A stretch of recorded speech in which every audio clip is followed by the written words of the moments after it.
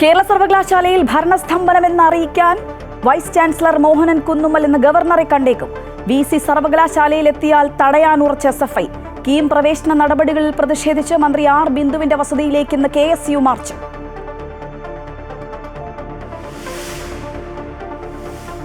യമനിൽ വധശിക്ഷ വിധിക്കപ്പെട്ട നിമിഷപ്രിയയുടെ മോചനത്തിൽ കേന്ദ്ര ഇടപെടൽ തേടിയുള്ള ഹർജി ഇന്ന് സുപ്രീംകോടതിയിൽ.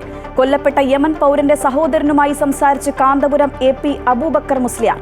അടിയന്തര ഇടപെടൽ തേടി പ്രധാനമന്ത്രിക്ക് മുഖ്യമന്ത്രി പിണറായി വിജയൻ വീണ്ടും കത്തയച്ചു. 6 ജില്ലകളിൽ നിപ ജാഗ്രത. പാലക്കാട്, മലപ്പുറം, കോഴിക്കോട്, കണ്ണൂർ, വയനാട്, തൃശൂർ ജില്ലകളിൽ ആരോഗ്യവകുപ്പിന്റെ പ്രത്യേക നിർദ്ദേശം. നിപ മരണമുണ്ടായ പാലക്കാട് കുമരംപുത്തൂരിൽ കർശന നിയന്ത്രണം. നിപ ലക്ഷണങ്ങളുള്ളവർ റിപ്പോർട്ട് ചെയ്യണമെന്ന് ആരോഗ്യവകുപ്പ്. അനാവശ്യ ആശുപത്രി സന്ദർശനങ്ങൾ ഒഴിവാക്കാനും നിർദ്ദേശം. വയനാട്ടിൽ ഉരുൾപൊട്ടൽ ദുരന്തബാധിതർക്ക് വീട് നിർമ്മിച്ചു നൽകാൻ മേപ്പാടി പഞ്ചായത്തിൽ മുസ്ലിം ലീഗ് ഭൂമി വാങ്ങിയത് 4 ഇരട്ടി വരെ വിലയ്ക്ക്. നിർമ്മാണ അനുമതിയില്ലാത്ത ഭൂമി വാങ്ങിയത് ലീഗ് ജില്ലാ ഘടകം അറിയാതെ. ഇടപാടിനു പിന്നിൽ പ്രവർത്തിച്ചത് ഉന്നത നേതാവിന്റെ ബന്ധു എന്ന ആരോപണം.